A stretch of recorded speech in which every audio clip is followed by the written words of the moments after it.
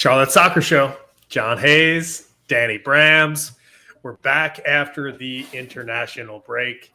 It is great to see you, Danny, and you look amazing this evening, by the way. Great to be seen, man. What shirt are you wearing? Great to be seen. Great to be seen. I think I got this might be my first episode with my fresh summer haircut. I got a new ring light. I should look brighter to the people. Obviously, I think that was after debuted last episode. And this is my 6 Point Saturday shirt. This is our new, from Matt Barbie's All About the Crown brand, Charlotte soccer themed gear, fan gear. This is a shirt that we dreamed up a little collaboration. Of course, a 6 Point Saturday refers to when both Charlotte FC and the Independents both get a win on the same day for soccer in the Queen City. Since we came up with that term, the legacy has started playing. You know, we started recognizing Independents women a little more. So there's actually on some Saturdays, there's a chance for 12 points, but we'll take 6. And I got my 6 Point Saturday shirt. I'm happy with all the tifos here. And we're going to be giving these away. Yes, we are. Watch parties. Just a little spoiler alert. So free shirts. There's a Charlotte Soccer Show branding also, by the way. Let's see if I can pull this off. Oh, yeah. I was going to ask you to turn around. Yeah. If I turn fully around, my chair will block the logo. But, yeah, the Charlotte Soccer Show logo's on the back. Thank you, Matt Barbie, for the collab. And at future Charlotte Soccer Show watch parties, we will be giving away some shirts. So happy to debut it here on the YouTube stream. We are podcasting. We're back after a long break. And it's great to be here, John. Great to be talking Charlotte FC with you as always. It is. And the name of the episode today is Back from the Break. And that's what this feels like. We did a show early last week after Charlotte FC's draw. That felt like a win. You said felt like a draw to me. Yeah, it felt like what it felt like. What happened was, Danny, for me, I saw everybody from Charlotte FC going down to South Carolina for a beach vacation during the break, and I said, you know what? We should take a break too. Yeah, well, we needed it. So U.S. Open, Father's Day, all that stuff. Yeah, Happy Father's Day there's some to people that related. are still at the beach. By the way, there's some Charlotte friends that are still at the beach. So there you go. A couple things I want to say tonight. Number one is happy belated Father's Day to you, the father of the podcast here on Charlotte Soccer Show. Success has many fathers, but failure is an orphan. Everybody knows that. So there's going to be a lot of people claiming to be the father of this show as the years go on. I have no doubt about that. And secondly, I wanted to say cheers to you, Danny. Cheers to you. Cheers. Yeah, it's a coffee. We've got a mix. We've got a mix of the coffee cast and a Monday evening cast. I am in Chicago, Illinois right now. And I think one of the funniest things that I've seen today was on a bus driving by my hotel. I saw a bus sticker, an advertisement that read "Soccer at Soldier." That's what they're going with here, Danny. They're trying to get people to go to Soldier Field to watch the Chicago Fire, and they clearly can't get anybody in that building. No, I don't know the exact numbers, but there's like no one goes to Fire games. The attendance is abysmal. It's a place we never hope to be with our club, obviously, because like we love our big crowds, we love the atmosphere that's generated, and yeah, Soccer at Soldier just sounds rough. I mean, I don't know, like Chicago Fire actually have a fun team to watch at times. I mean, they have Shaqiri. You'd think, even though they're not a great team, you'd think they'd have, with so much history in the league and, MLS Cups in their past. And so, yeah, they got stars on the crest, but they're not they got stars on the crest. They have stars on the pitch, and they got nobody going to see those games. So what can you do? I thought that was a nice antidote for today's show to just kind of saw that out of the corner of my eyes. I was checking it to my hotel. Wish Charlotte FC was playing here on Wednesday against Chicago. I would have been at that match. But instead, they're playing New York Red Bulls. It's match day -2. We're going to discuss that, a massive match on the road at New York this Wednesday. And when we think about like a new club, Danny, there's certain things that, I remember. There's certain matches, I should say, not things. There's certain matches that I remember more than others. And I'll never forget getting knocked out of the cup. Yeah, by New York Red Bulls that first year of Charlotte FC's inaugural season. And I'm looking for some revenge, and I'll be looking for revenge. I think for the rest of my fandom here, which will be many, many years. Yeah, I mean, we hate the Red Bulls, right? I mean, when it comes to like actual rivalries and like you've obviously got your manufactured geographic rivalries. I think of all the clubs we played in year one that we developed sort of a natural rivalry outside geography with, Red Bulls would be one of those for certain. And I just remember you said you'll never forget that cup game, and I don't think I ever will either. It was such an ugly, like just physical, like just lots of cheap shots and just like really, really physical, ugly soccer. Like they really took it to us and made us play an ugly game, and then just kind of like snuck away from us at the end. So yeah, revenge for sure. We had the draw against them earlier this year, right? And so now we're looking still for our first ever win against Red Bull. Am I misremembering that? I forget. But going to New York will always have that feel of just a chippy grinder, like karate chops, just like hacking guys in the necks, getting kicked in the shins, just all kinds of madness goes on when we play at New York Red Bulls, New Jersey Red Bulls, I should say. Shout out to the Tifos in the chat. First comment from our friend Jorge Torres. Well, considering how clean and not dirty the first game was this year, it'll be interesting to see them again. We hate those guys. Yeah, it's a budding rivalry. I think there's so many rivalry discussions about Charlotte FC that kind of turns into, hey, who is this club's rival? Yes, it's Atlanta United. But after Atlanta United, I would venture to say that New York Red Bulls might be number 2 on that list, Danny. Yeah, I think they're certainly up there. I just when I think of the Red Bulls, I just get angry, and that's a rivalry, right? Just thinking about the other party in this relationship makes you mad. That's your rival. So, yeah, I don't like Red Bulls, and I hope we beat them for sure. I like to call them New Jersey. I did go to a Red Bulls match one time at in Harrison, New Jersey, to see the GOAT Thierry Henry play one time when I was living up there for a summer. But up there, other than that, I got zero love for Red Bulls, and so it's going to be fun, and it's an impactful game. The other thing about rivalries, the other thing that can sort of generate rivalries, is proximity on the table, right? When you're fighting someone for position and like trying to like beat a certain team to get in the playoffs, that can generate that sort of like natural enmity that really drives and fuels a passionate rivalry.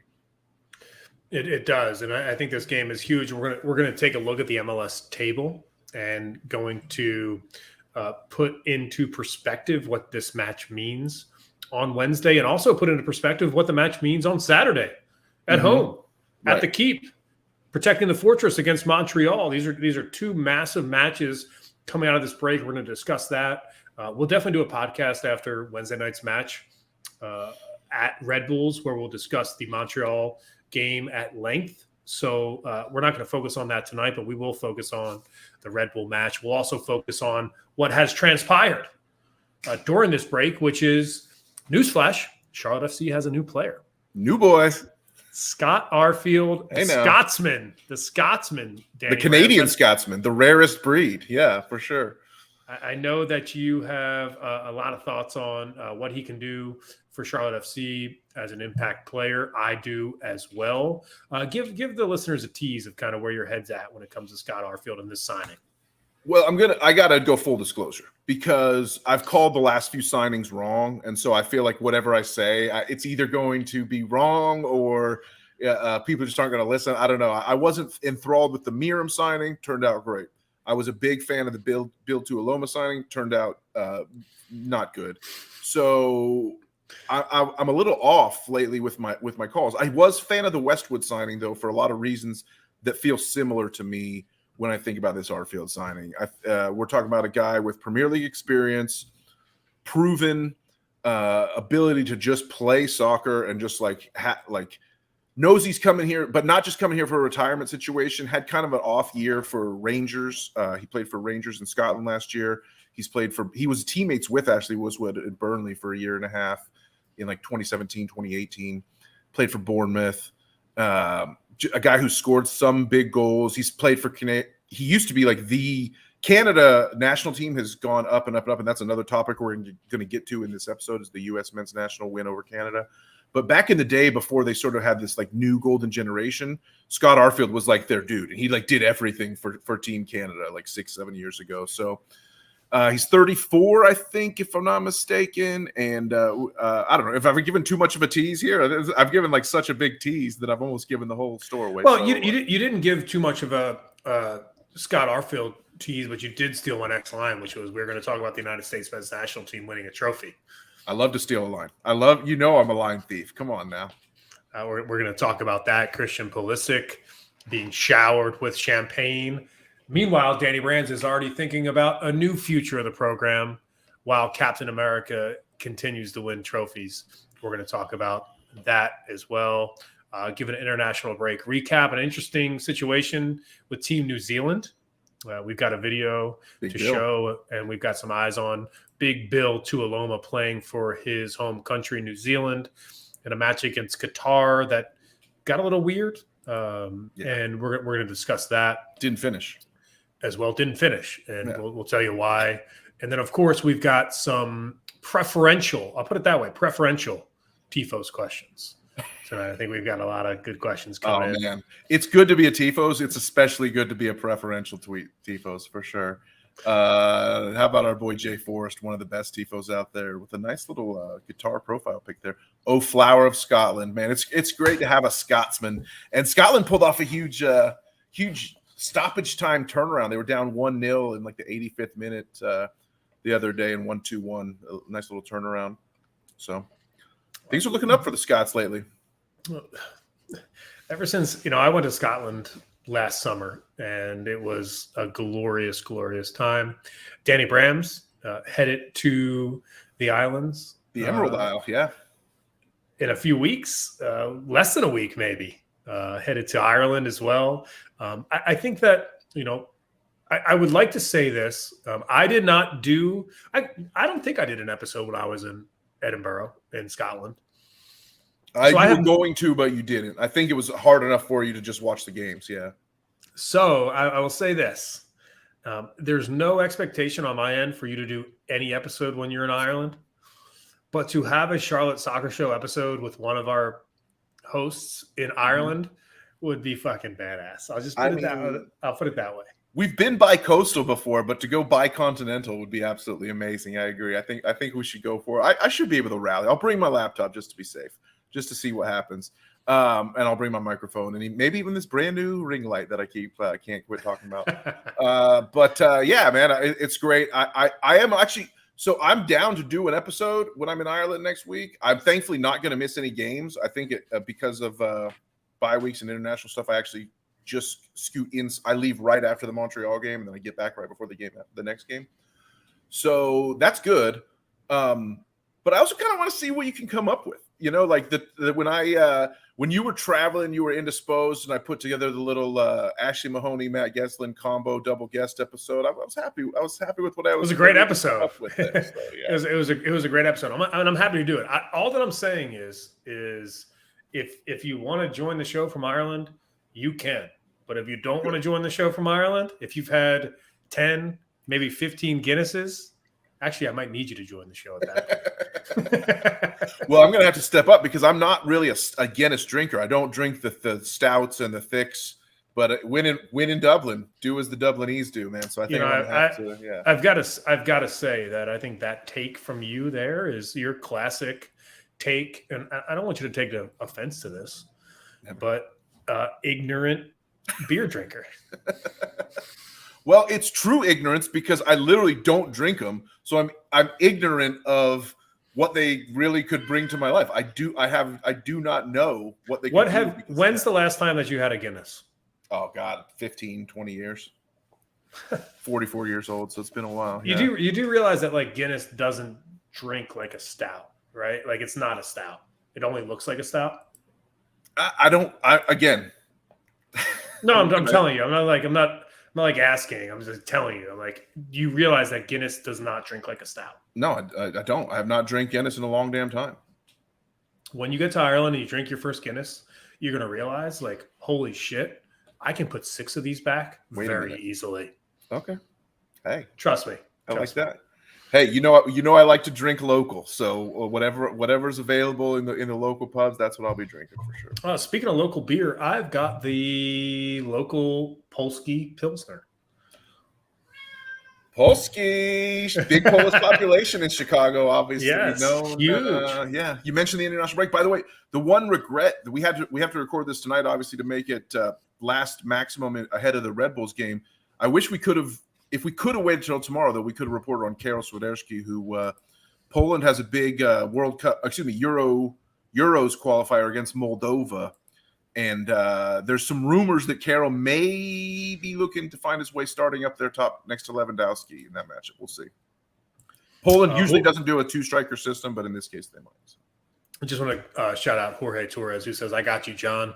I'm only going to believe that he means he knows exactly the crisp, cool taste of what a Guinness tastes like, Danny Brams. The fact that you're going to get a Guinness in Ireland for the first time after 15 years, holy shit, you're never going to be able to order one back in the U.S. because I promise you this, and I'm dead serious about this, is that the Guinness on tap in Ireland tastes different than all over the world. Oh, imagine. I can only imagine. Yeah. But what if I'm do that thing? What if I pull European vacation guy, and I come back and I'm just like drinking nothing but Guinness, and I'm just like telling everybody, "Oh man, Guinness is so good." Like Guinness is like, "Oh, you got to, you got to drink the Guinness, right?" And like people, and then I start doing the.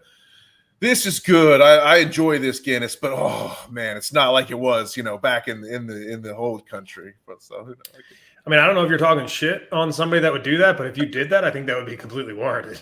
I mean, you got to experience it first, Danny, and I think you're going to experience this. Danny Brams is going to Ireland, and I might be more jacked about Danny going to Ireland than he is about going to Ireland himself. Well, no, I'm super jacked, and I'm not making fun of anyone specifically. I'm just sort of like coming up with like an archetypal character in my mind of someone who like won't stop talking about their trip to Europe. That's all I'm saying. It just like goes on like a 1 week vacation and comes back. It's a total personality change.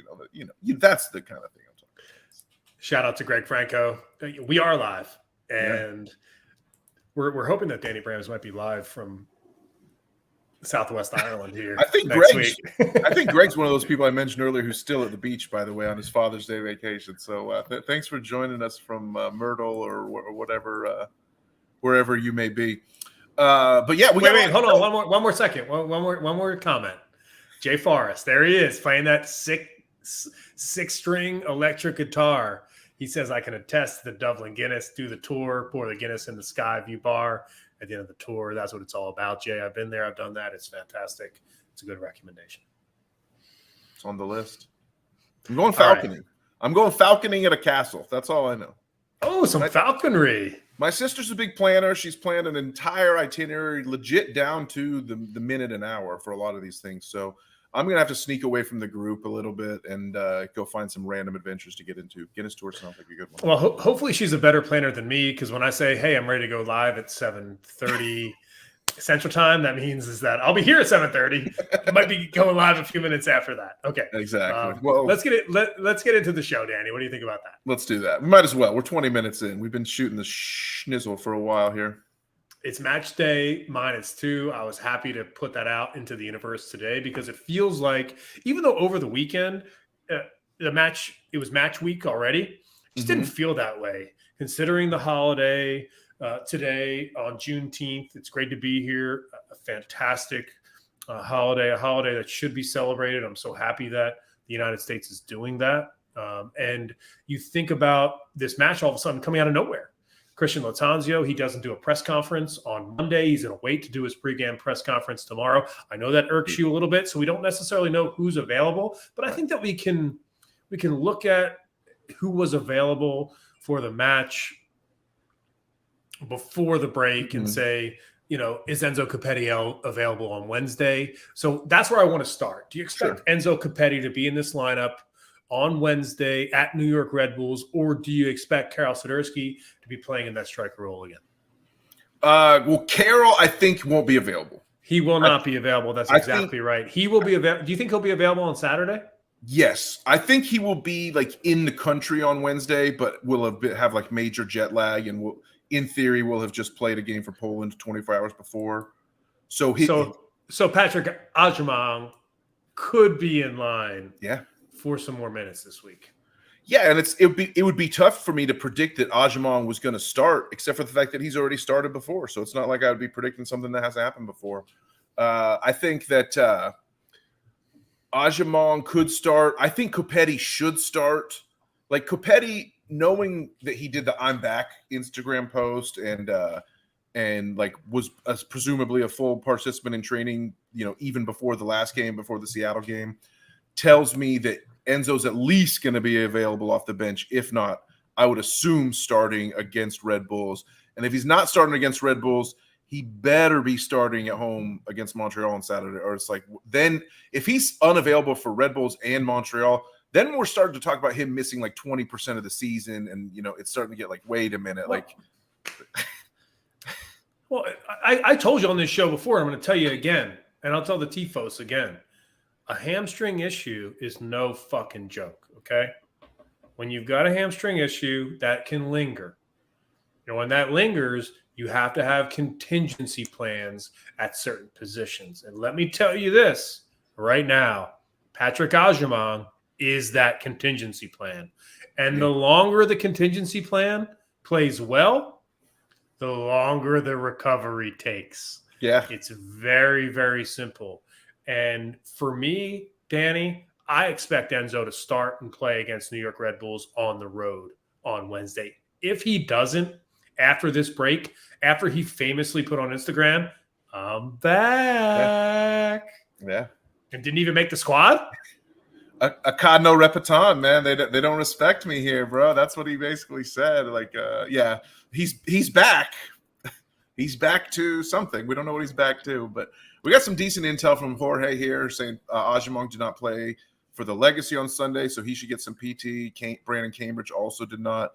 If Camille isn't back, I don't think Camille will be back. I think Camille's injury is definitely longer. It's probably 3 to 4 another month. I don't know. I'd say another. I think Camille's back. Really? Yes, and here's why. I hope. And here's why. Here's why, Danny. It's a very, very important distinction. If you go on Charlotte FC's social media channels over the weekend, I like that. There's some competition happening in training. Like there always does, whether it's a 7-on-7, whether it's creating competition in soccer training is a huge part about this business, right? Only 11 guys can play on a match day, but in training, you can create competition where 14 guys can play in one afternoon session. You know who was part of that winning team this weekend? Camille Yuziak. I like that. That's intel that I did not have. Camille is ready to play. He's ready to go, Danny. I think I found as you explained that, I think I found the visual aid. It was with him and Derek Jones. Derek Jones was having those, holding those balls like they were his,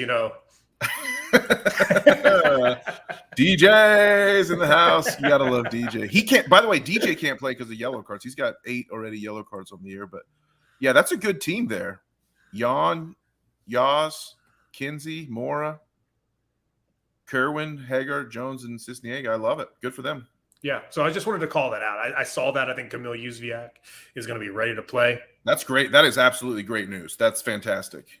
So I'd expect to see him. If Enzo Copetti, whether Enzo Copetti starts, whether Camille Yuziak starts, just to have both of those players available to play, it's a huge, huge asset and injection of confidence for Christian Lattanzio in this squad. Can we look at the table? Do we have to look at this table? Can we look at the damn table for F's sake? To show people how important this fucking match is? It's extremely important. I mean, Red Bulls, we are 3 points ahead, but they have the game in hand on us.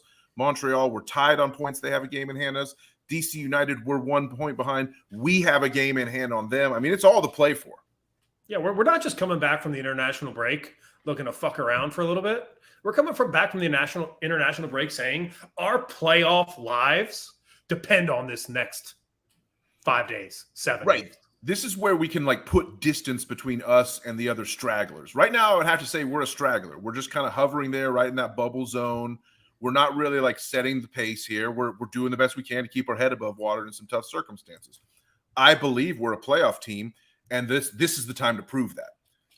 My take that we are a playoff team is going to be proven right or wrong by this next little stretch here, and the chance to sort of just bury the Red Bulls, like to go get 3 points against Red Bulls and 3 points against Montreal, send Red Bulls just down, like just run away from them and never have to worry about them for the rest of the season. I think that's great. I think that's exactly what we want to do.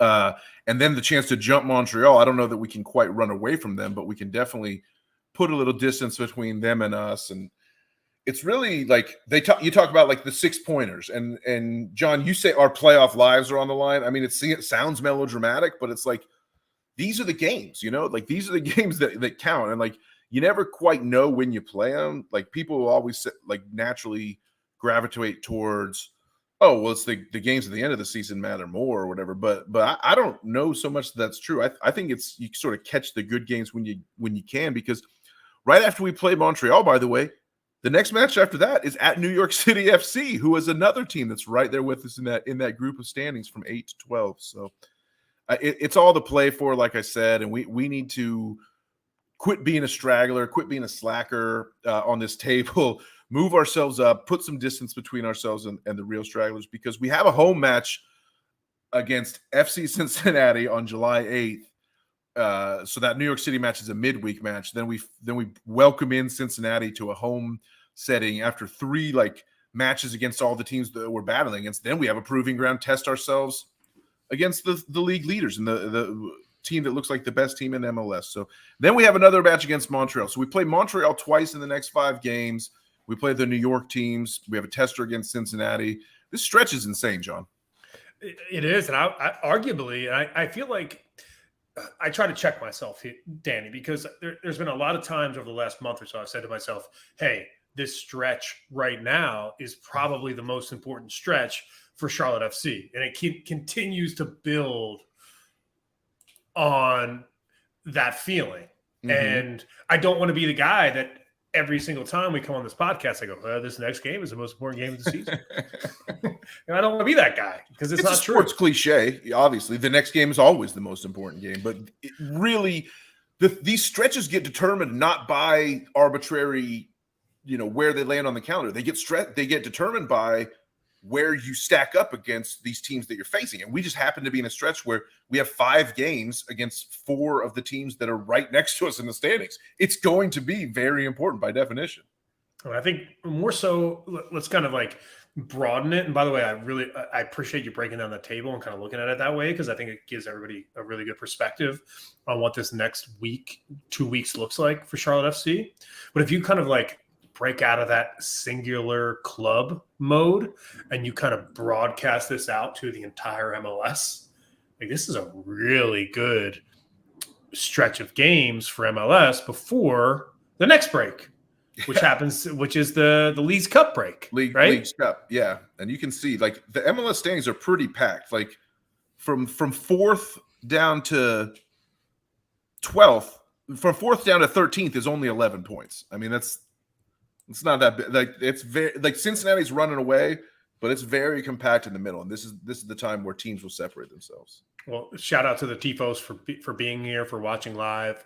Make sure you drop us a live comment. We'll make sure to share that on the show and join the conversation with us there. We're also going to answer Tifos questions. We got some good ones in. We're going to do that later in the show. But next, I want to talk to you, Danny, about Scott Arfield. You gave us a little tease about Scott Arfield. We know a little bit about him, but the question I want to ask you is simply, what does he add to this squad now? Well, the first thing I'm going to do is get a quick answer from one of the Tifos, Jay Forrest, who's one of our best, and he commented this earlier when we first mentioned Arfield. 22-23, Arfield had 9 goals and 1 assist. Champions League goal against Liverpool. He said his goal is to play until he's 40 years old. So that's pretty nice, considering you bring in a guy who's 34 and it's like, yeah, this guy's kind of long in the tooth or whatever. But if he says he's trying to play till he's 40, well, I saw our friend of the show, our tremendous friend of the show, I'd like to think anyway, Von Pullman tweet about his age and told people it wasn't a concern that this guy is playing big time minutes on the biggest stage. And when I saw Vaughn say that, I said, you know what? Maybe he's got a point. Yeah, I've tried to examine my own biases in some of these like analyses and whatnot. Like I have a tendency to like hate on older players and love new younger players. Like I will like sort of like praise the potential and like write off the accomplishment. You know, that's something I'm trying to get better at basically, and not do as much. But that's like my own self-examination. Like I don't give these guys enough credit for what they've done, you know, for being players in their 30s. And I'm always like thinking like the 20-year-old is going to go somehow become like the next Messi or whatever. So that's something I'm trying to get over. That's why I'm trying to approach this Arfield signing sort of like with a little bit more caution, and before I give definitive statements like I had on some of the previous signings that I turned out to be wrong with. So I did put up this. This is Arfield full screen, sort of his profile page on SofaScore. It shows his season heat map over here on the right side of the screen. You see a lot of red dots everywhere. He's a guy that gets all over the pitch. And then it shows, you know, some of his strengths and weaknesses. His weaknesses are in the duels. That's unfortunate. But you also see like where he likes to play, and you can see that he plays center mid. He also plays a little bit on the right wing. So this is a guy who can, you know, be all over the field. The heat map shows that as well. You don't love 7 starts out of 31 matches played in the Scottish Premiership for Rangers. You would have liked to see more playing time there. Only averaged about 34 minutes per game. That's not great. Did make the team of the week twice. Scored 5 goals for Rangers in league play. Also scored that Champions League goal that Jay Forrest mentioned earlier. You know, and like we said, he's 34 years old, but he wants to play until he's 40. I don't know if MLS artificial turf. Hey, can I ask you a question real quick? Yeah, hit me. Is he playing for the Canadian national team because he's not good enough to play for Scotland? I believe that's what it is. Yeah, I think it's a dual nationality thing. He was born in Scotland, but he might have lived in Canada. I'm a little drawn a blank there, but I only ask it that way because it's a question that I think comes with a little bit of ammunition, if you will, because I think that it's an important distinction that hey, we got a guy that's playing in Champions League. Hey, we got a guy that's playing. I think, and I just need to put this out there, that the whole, hey, this guy played in Champions League last year against Liverpool. He's great. It's like, whoa, like, no, like, yes. I've seen a lot of players that are poor playing against Liverpool in the big match. I'll just put it that way. And your platform, where you play, doesn't mean anything about how you can adapt to MLS and what type of impact you can make. That's why my question to you was, what type of impact will he make immediately for Charlotte FC? All right. So, again, it goes back to the, you know, he played against Holland. I think he can play against Here we go. Oh, here we go. He played against... You knew I had to bring up that quote from the Z-Man for sure. But it's like Jorge Torres says, we doubted Miriam's age, and now look at him. I agree. That's why I'm trying not to like go too boldly. I don't want to say that he's going to be our savior, but I think he's going to be an effective piece. I think he's effective depth. I think he's someone that Ben Bender can learn from. I was really liking how Bender had played in recent appearances, so I don't love the idea of him now getting fewer minutes sitting behind a veteran that we just brought in necessarily. But I think Ben's a good young kid who will try to learn from this. Okay, let me stop you there. And I'm not interrupting you. I'm asking questions for the TIFOs on their behalf. Okay, you talk about Ben Bender. You talk about Scott Arfield potentially playing his role. Is that the role, or is it Bram Bronico's role? It's kind of, and then it's also kind of Bram Bronico's role. I mean, I'll bring up the heat map again, and what you'll see is, I mean, look at that. It's mostly offense, but it's a lot of stuff going on the defense too. You can see he's like on that right badass. Wing. Yeah, that heat map is badass. Yeah, I love it. They're just red dots everywhere, all over the pitch, surrounded by yellow zones. I mean, that's the heat map you want. Again, I just would have loved to see him get more minutes in and maybe earn a few higher ratings, but I think he can do a lot for us. Rangers. I wonder what Charlotte FC is going to pay him. I wonder what his salary is going to be. That's a good question. I don't know. He's not a designated player. No, certainly not. So he's not peaking over $800,000. But I think there's for this deal you might be talking about a $500K. I would get if I had to throw out a number, I'd say $500K would be my guess for sure. I don't know. I think he's going to provide us with some organization. I don't necessarily know that he's a finisher or even a creator of plays, but what he is he allows plays to happen around him by being in the right place at the right time, by making the smart pass, by having the veteran sense to know like where a guy's going to be. Once he gets some chemistry, and I think he has that, like, put him on the pitch with Westwood, I think he could fill in for Bronico, but Bronico is like undroppable. Bronico is the grind set 90. I mean, there's people I know there's people listening to this that'll be like, F Bronico, he should be dropped. But like, as far as I'm concerned, we're dealing in the reality. Whether or not I think Bronico should be undroppable, he's proven that he has been, as far as the coach Lattanzio is concerned. So it's just the reality of the situation. Whereas Laddie likes to move Ben Bender in and out a lot more. So that's why I just think Arfield fits as someone who moves in slots in front of Bender in that position. I could be proven wrong, though, as I have been before. The Tifos are coming through. Can I share some of these comments with you? Yeah, let's go Tifos for sure. Jorge, again, he says, wasn't he also at Burnley with the Gemstone? Hope that chemistry translates. Yep, so 100%. This one is a gem. Speaking of gemstones, from our friend Matthew Geslin. Scottish League is a joke of a league, sadly. 13th best league in Europe per the rankings. But hey, played in the Champions League against Liverpool. Yeah. Geslin's not wrong there. The Scottish League is horrible. It's two teams. It's Rangers and Celtic. And really, it's like Celtic is 1 and Rangers is like 5, and then everybody else is down in the 20s, basically. You know, like Celtic is way better than Rangers, and Rangers is way better than everybody else in the Scottish League under them. So it's kind of a weird situation.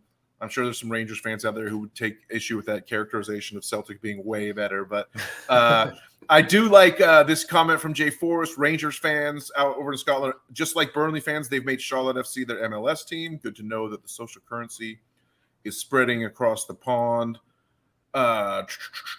There's a good question from Matthew Christiansen that we'll get to in a second because it's not quite about this. Well, this is the one that I wanted to show. Hub likes. Scotland had a very decent midfield for some time, and it's no shame not to make those rosters. It's a fair point. Sure. But Arfield has Canadian citizenship through his dad and grew up in Scotland. So thanks, Jay, again. Jay Forrest with the info on this episode tonight. Thank you for being here, Jay. Thank you for being here, all the Tifos, really. And that's like our conversation gets better by the contributions y'all make. I love it. Well, that's the point. I mean, right before the show, we went live, and Danny said, like, "Hey, hope we get a bunch of viewers tonight to join the conversation." And I was like, "Hey, man, it doesn't really matter how many people join. Like, we're going to do our podcast tonight on the show, and I hope people join because when they do, they engage with us and make the conversation better. And that's the entire point. That's the reason why we're doing this now live. We're basically taking our podcast recording that we used to sit, and we still do this, by the way. I think like we've made like an effort to change a little bit what we've been doing this season, specifically because Danny and I, we would go around town, we would podcast at breweries and shit, man, we would have like an amazing time. But a lot of the time, most of the time, it was just he and I like sitting there slurping down beers, having a great time, and not being able to talk directly to the Tifos. So we said, okay, if we're going to continue to do 2 shows a week, okay, how do we make them different from each other? So one of our shows, we wanted to just kind of record live and invite people to join us. And I think the best way to do that was online because it's tough to ask people, if people want to kind of show up and be at Elizabeth Parlor Room on a Thursday night and hang out with us as we record, like, doors open. Come through. You knew where EPR is, yeah. Yeah, doors open. Come on, hang out with us, have a great time. But this is just easier. And it gives you a voice on the show as we're doing it. And it's just a pleasure. The fact that we've been doing this show for 38 minutes is mind-blowing to me. Yeah, it's going I feel like I've been on this call for 5. One thing I'm gathering here is that our boy Jay Forrest is a big fan of the Scott Arfield signing. He keeps coming here. 10 goal contributions per 159 minutes. Not bad. Yeah, agreed. Let's just see more. I love that rate. Now I just want to see more minutes. I don't know. I don't know how many minutes he'll play for us, but we need depth. The fact of the matter is, even being out of the Cup, we're no longer in U.S. Open Cup. We want to win Leagues Cup. We want to put our best foot forward there. We want to go as far as we can in MLS Cup playoffs, and we're going to need depth. It just the team. Biggest mistake I made on my entire preseason read on this team was thinking that we were way deeper than we are. Because I thought we'd be able to handle a stretch of injuries and things like that, and the injuries hit us, and we have not been able to handle it as well as I thought. There's like a few episodes that like are seared into my memory, and the depth episode of People's Market is one of them. Like that was an amazing episode. Like if you want to know what we're talking about, go back into the archives. It was probably in January or early February. It was like late December, actually. The People's Oh, Market really? Pod. Yeah. It was like December 30th or something like that, and it was episode like 58 or something like that. Hey, go back and listen to that episode. It's actually like hilarious. And I think I bet you a lot of the things that we talked about hold up. I want to do that. So this weekend, Danny, I was having a great time at the pool. I was hanging out. I was, going up to the bar and I was saying, "Hey, I want a high noon," and people would say, "What kind of flavor?" And I would say, "Dealer's choice." So for this next segment on tonight's episode, I want to make it Dealer's Choice. We've got the USMNT trophy to talk about. We've got the international break recap to talk about. And we've got Tifo's questions. Let's do Tifo's questions. Let's go straight to Tifo's questions because they deserve it. It's one of my favorite parts. And the Tifos have been, we've got, a few dozen people that have been kicking it with us on this live stream, and we might as well reward that for sure. Okay. So I'm going to ask you the first question tonight, and it's from our friend JPP, James Paul Perez. He asks us, do you think we can end the season with a plus goal differential? Currently at -8. It's a great question. Like always, JPP. Yes, I do think we can. I think it's an outlier, the fact that we've given up the most goals in MLS this year, right? I think 33, if I'm not mistaken, most in the league. I think that's an outlier that we can bounce back from. I think we can regress towards the mean a little bit there. It's going to be tough to make up 8 goals. I mean, you've got to win like 3 games 2-0. I think we can do that. I believe. I believe in Corujo, baby. Guzman Corujo is the motherfucking deputy. Yeah, it's another great player specific chant that should be happening in the sport. Dude, I got them all. Give me a player, I'll give you a chant. That's my promise. But give me another Tifo's question now. It's a great answer though, and I think that it would be a really nice job for this club to get back to 0. You don't always have to win all those ones 2-0. You can also win them 3-1. Good point. Very, very good point. Some 1-0s would go a long way as well. Yeah, maybe 3 or 4 of those would be very good. Matt Geslin at Life of Geslin on Twitter. We mentioned him early in the show. We'll mention him again because it's a good question, and I'm curious to hear your thoughts about this. How many more signings, and what is the position of need at this point, knowing that a midfielder has now come into the club? I still think 3 more signings. I don't think Arfield is one of the 3 players. I told my boss I want 3 players. No, I think Arfield is a bonus. I think Arfield is not one of the 3. But if you don't know what Danny's referencing, he's talking about Christian Lattanzio. And Christian Lattanzio said that he expects 3 signings to be made during this transfer window. And you don't think that Arfield is one of those 3? Arfield just is it a club signing? Is it a club signing, not a managerial signing? I am not. This is in no way a diss on Arfield. But I just feel the way it all kind of played out with the, kind of being a free transfer and whatnot, and the fact that he's a quality player who wasn't playing a ton, it just feels like we're driving through a nice neighborhood, pretty well-to-do neighborhood. It's not the greatest neighborhood, but there's a couple, 2 really nice houses. I mean, who wouldn't want to live there? And it's leave your stuff out on the curb day. We drove by Rangers. They had Arfield sitting out there on the curb. A couple bar stools, bar stools are nice. We can use it in Arfield. We can pick that. Yeah, we can fix that up. Do a little. We've got an island in our kitchen. These DIY. So I don't feel like Arfield's like a guy that we went out to go get from the scouting department. I personally don't think. I just think he was a guy who was available. He knew Westwood. It's just like, sure, Scott Arfield. Why not? $500K. Why not? Let's go. So I still think there's 3 more signings coming in. To answer Gessler's question. Positions of need remain left back, center back, striker. I just want to drop this on you real quick from Jay. Arfield is for sure one of them. Love you, Jay. Jay's the MVP of the episode for sure. Yes. It just goes to show. I mean, like we're looking for TIFOs to hang out and have a good time with us. Mm-hmm. I think like one of my only regrets about this like YouTube live platform is that we can't bring people on. Like ideally we just like bring people on and they can talk to us on the show. We have to read their. We'll figure out a way.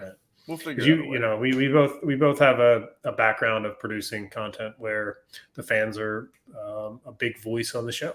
Mm-hmm. And did you just point to your Emmys? No, no, certainly not. No, good God, no. What are you talking about? I think you did. Next question comes from Mike Mecklenburger. Mike Umberger, real name. Good to hear from you, Mike. Always great to hear from you. We got to get some more Independence content on the show as well. The CLT charlatan.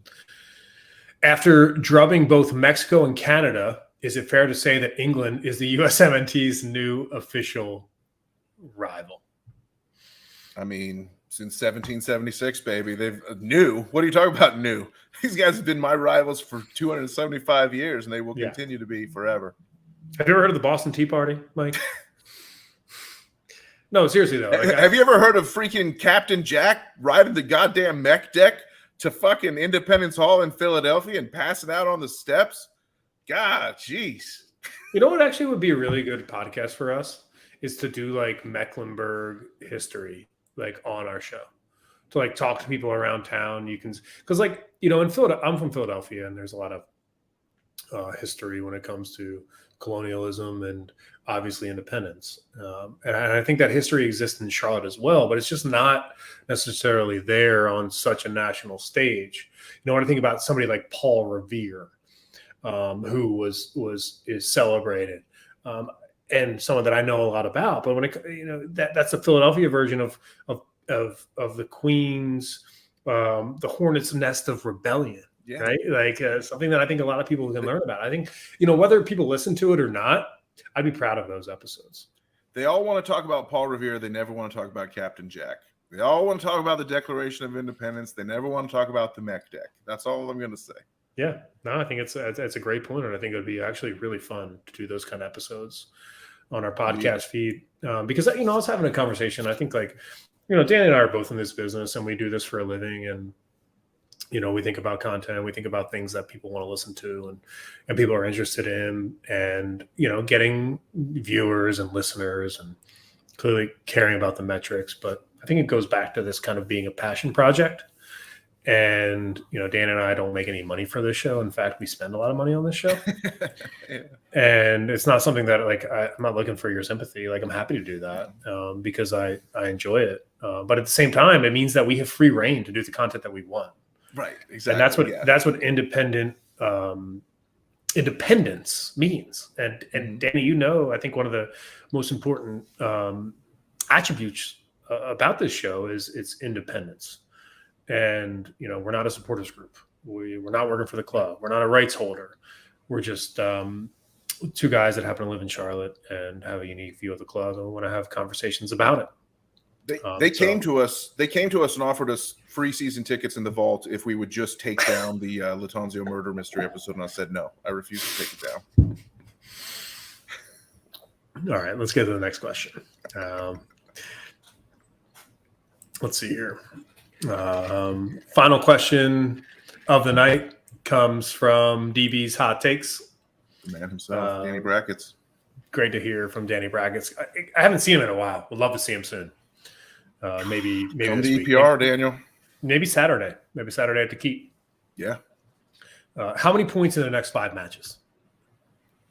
All right, so I went over this, right? It's Red Bulls, Montreal, New York City, Cincinnati, Montreal, I believe is the run out there. We got the next. I'll double check you, but keep going. I'm gonna say 10.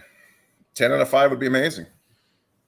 10 out of 10 points in the next 5 matches. I'm gonna say beat both New York teams, lose to Cincinnati, and get a win and a draw against Montreal. Well, hear me out here for a second, right? Okay, let's kind of like math this out. Let's math it out. You know, as one of my favorite characters ever,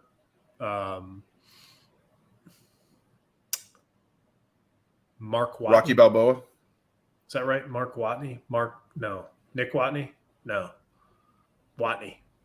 The Martian? Oh, yeah. The Martian. Yeah, exactly. He plans everything out. Yeah. Played by none other than Matt Damon. Matt Damon. Was it Nick Watney or Mark Watney? Mark Watney, I think is the Mark name. Watney. Anyway. Yeah, Mark Watney. Yeah, Mark Watney. I thought I got that right. You know what he says? Let's science this shit. I love that book. It's a really good book. It is a great book if you enjoy that sort of thing. So if you think about it, Danny, right, and you think about this week, right, 5 matches, 10 points. What if you kind of like come to the realization that this week should be 6 points? Right, I agree. That's factored. I factored this week 6 into my total 10. You did. Okay. I'm chalking up Cincy as a loss. At Cincy, they're just too good right now. I just think, and I think it's going into a midweek match, so I think we would be smart to rest players there. Okay. Head to the upcoming because that's what I want to do is I want to get your thoughts on exactly how this plays out over the next 5 matches. And yeah, so I'll tell you. I think it's I misspoke. I said at Cincy. It's actually is a home game against Cincy, so forgive me there. But I think I think it's beat New York Red Bulls away, beat Montreal at home, beat New York City away. For Danny, just so you know, like, we need to knock down. We need to get this schedule right. The reason why is because the Leagues Cup is getting in the way. Oh, I'm not counting the Leagues Cup. Right? The Leagues Cup. Yeah, but the Leagues Cup doesn't start until end of July. Okay. Dallas the July 21st, and Necaxa July 29th. That's our Leagues Cup games. Okay, 21st end of July. I'll take that. Yeah. Okay. So we look at these 5 matches, and we take 6 points, and then you're saying that I'm saying we lose at New York City FC in the third match? Yep. That's another win. Another win? I say we got 9 in a row coming. But then we lose at home to Cincinnati 3 days after we play New York on the road. Oh my gosh. That's absurd. And then we go to Montreal, get a draw. That's for our 10 point out of 5. 10th point out of 5. 15.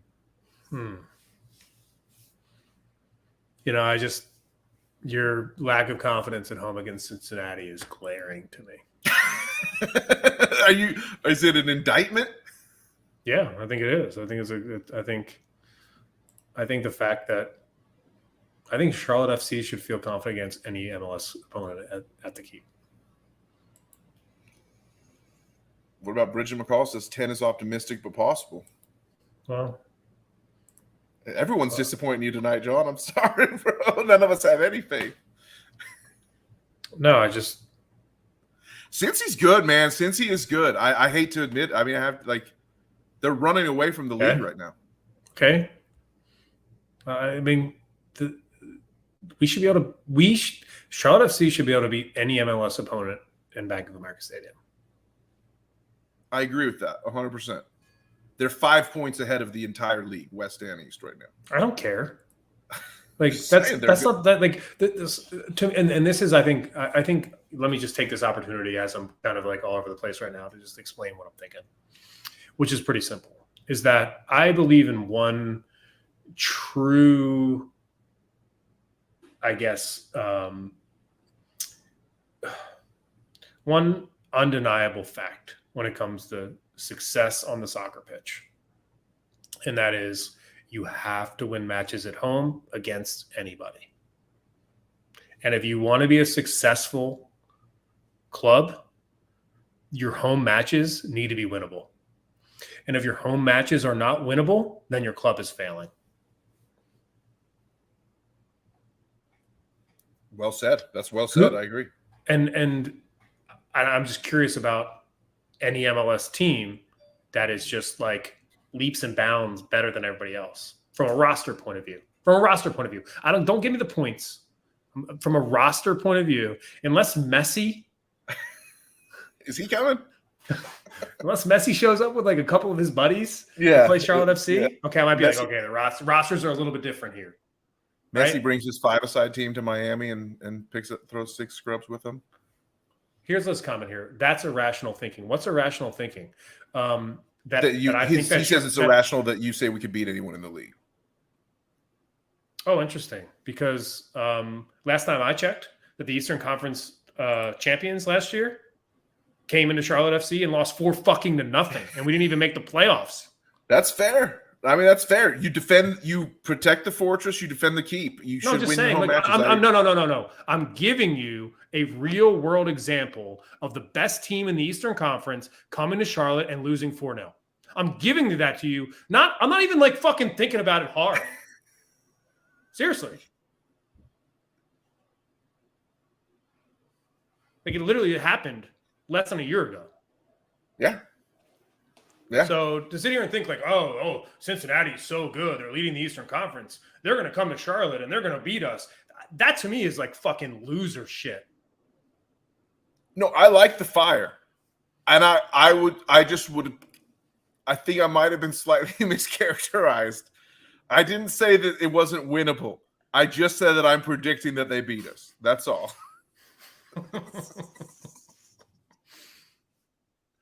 Okay. I'll calm down. I do think I'm not saying like don't show up. We can't beat Cincinnati. I'm definitely not saying that. I'm just saying I think we'll lose that match. That's all. And I rarely predict a loss, especially at home. That's all. Yeah. So Matt Keslin chimes back and says, I respect the fire, but it's not realistic. Like, what's not realistic? Legitimately, what's not realistic? I want to know. I would question what's not realistic. That Charlotte FC can't beat the best team in the Eastern Conference at home because they literally just did that. We've done that. Yeah, exactly. And not only just beat them, and Danny Rios, who wasn't good enough to play. This is my point about MLS, and I really need to be honest about this. Okay, and this is what I want to tell everybody who's watching the show. I want to tell everybody who watches all the MLS matches. All these teams are the fucking same.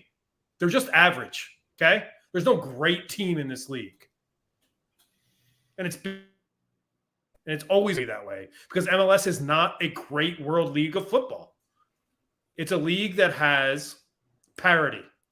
It's a league where a lot of players are very, very similar. It's a league where every time you play 90 minutes at home, you should consider at least getting 3 points, right? So, Danny, this isn't directed at you at all about saying, Charlotte's going to lose to Cincinnati at home. But when I look at Cincinnati, I don't see fucking jack shit on that roster that makes me go, oh, wait a minute. When this team shows up to Bank of America Stadium, we got no chance. This isn't the English Premier League. This isn't Man City versus Luton Town, a team that gets promoted out of nowhere, right? That's not what this is. This is a bought and paid for franchise that entered a league with probably the most parity. I would say, honestly, I think this championship is probably a good example of parity when it comes to MLS. Mm-hmm. It's like, yes, a lot of teams in the English Championship division can compete with each other because there's a shit ton of parity, right? Yeah. Bournemouth doesn't go to Liverpool and win, right? Because that's the English which is arguably the top league in the world. Mm-hmm. Where does MLS fall into World League pecking order? Probably 20th at best, if I had to figure it out. I mean, it would be way up higher on my personal rankings, but if I looked at the official rankings, I think it's probably in the 20s, if I'm guessing, or around there. So maybe a little better. So, I mean, just Geslin said Scottish League was 13th earlier. So yeah. So I mean, just think about it that way, right? Like, I'm not trying to like go on a rant or get upset or like get a little emotional on the show, but what I do encourage people to think about is like, I'll give you an apple here, and then unless you're colorblind, they look pretty fucking different. And let's just like not even compare the English Premier League to MLS for a second, because it's not even close to the same fucking thing. Agreed. Yeah, they both play with a round ball. That's about it.